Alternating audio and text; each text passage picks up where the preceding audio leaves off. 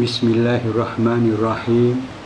Assalamualaikum warahmatullahi ta'ala wabarakatuh dan salam sejahtera.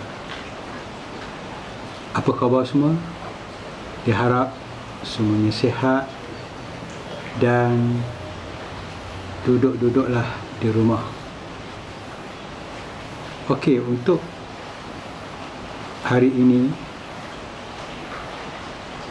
kita akan berbincang mengenai satu lagi tajuk yang besar, iaitu tajuk aquaponik. Dalam tajuk ini saya akan memberi dua syarahan. Yang pertama melibatkan teori secara am, dan syarahan yang kedua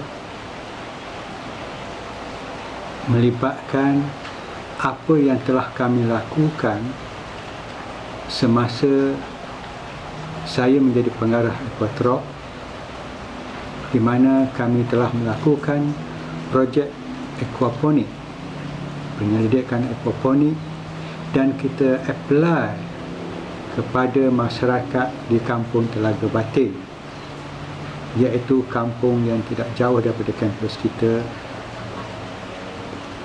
kampung yang berdekatan dengan aqua. Okey, yang pertama kita pergi kepada kuliah yang pertama, iaitu kuliah aquaponik secara umum. Okey, dalam tajuk ini kita nak tanya ataupun kita timbul persoalan, apa itu aquaponik? Seperti yang telah sedia maklum, aquaponik adalah satu aktiviti ternakan yang melibatkan aquakultur, iaitu ternakan ikan dan juga tanaman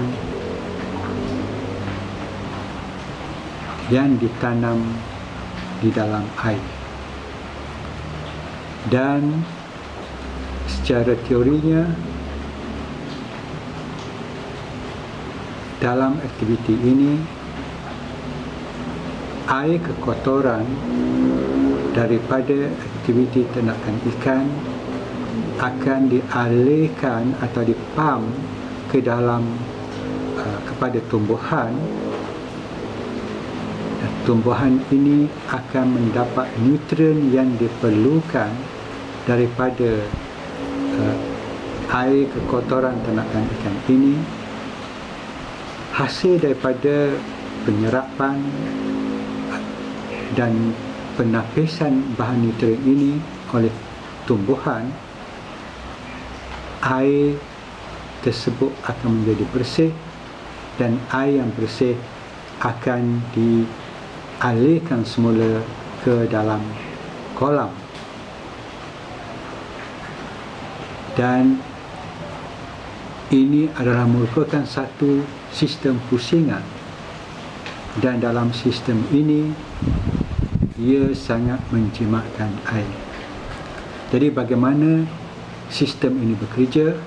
Okey, yang pertama, ikan akan membebaskan amonia melalui najisnya, okey, dan bakteria yang ada di dalam air akan menukarkan amonia kepada nitrite, dan kemudian nitrite ini akan ditukarkan kepada nitrat. Tumbuhan memerlukan nitrite untuk membesar, jadi ia boleh mendapat sumber ini daripada air hasil buangan daripada aktiviti ternakan ikan. Jadi seperti yang saya katakan tadi, tumbuhan akan menyerap nutrien nitrite ini daripada air. Hasil daripada aktiviti penapisan atau penyerapan ini, air tersebut akan menjadi bersih, dan air yang bersih akan ditukarkan semula ke dalam tangki ternakan ikan untuk digunakan oleh ternakan ikan. timbul persoalan, adakah aktiviti aquaponik ini dianggap sebagai mampan atau sustainable? Ya, ia sangat sustainable. Kerana sisa buangan atau sisa kotoran akibat daripada aktiviti ikan tidak dibuang, tapi dialirkan kepada tumbuhan untuk diserap sebagai nutrien oleh tumbuhan, sebagai makanan kepada tumbuhan. Pada masa yang sama, kita akan mendapat dua hasil daripada aktiviti tersebut, iaitu hasil ikan dan hasil sayuran. Dan air yang digunakan dalam sistem ini akan digunakan semula, ditapis dan diedarkan semula ke dalam sistem ini. Ini akan menyebabkan penjimatan air yang sangat dalam. Dan kita boleh anggap sistem ini membekalkan baja organik kepada tumbuhan. Jadi, oleh kerana dia mendapat dua hasil dalam satu aktiviti, dia mampan, maka sebab itulah aquaponik sangat penting. Jadi, jika seandainya orang tanya kenapa aquaponik, maka banyak kebaikan-kebaikannya. Yang pertama, dalam sistem ini penggunaan air adalah sangat sedikit, hanya 10% sahaja. Sebab air yang digunakan diserap oleh tumbuhan, nutriennya dibersih semula oleh tumbuhan dan digunakan semula oleh ikan. Dan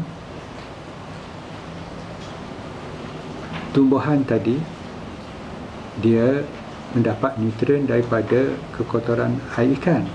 Jadi kita tidak perlu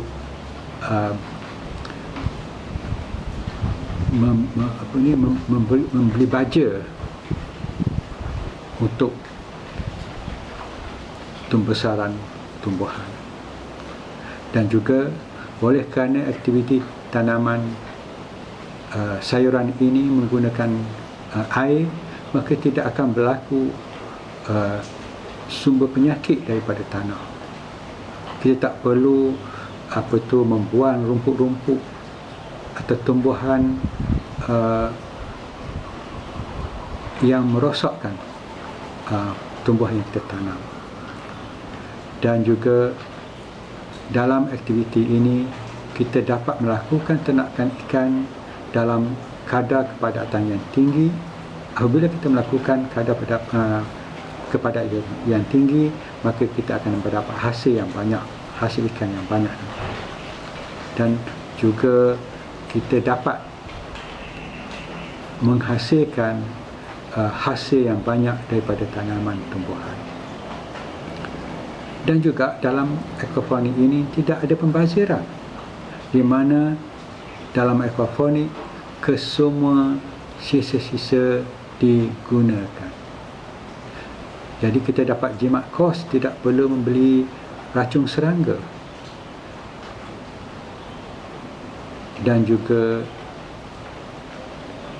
apabila kita mendapat hasil yang banyak, dapat lebih daripada satu hasil, ini akan memberi sumbangan kepada keselamatan makanan ataupun food security. Kita dapat tanam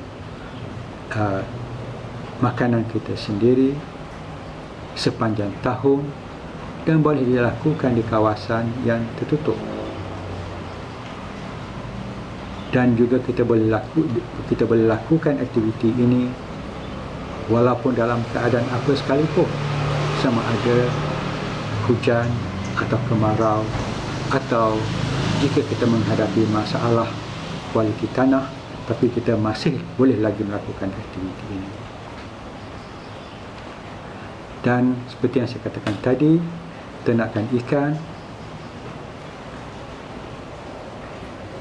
dan juga tanaman untuk aktiviti projek aquaponik. timbul persoalan, apakah jenis ikan atau spesies ikan yang boleh kita ternak dalam sistem ini. Okey, bagi saya banyak spesies yang boleh kita ternak, bergantung kepada kehendak penternak tadi.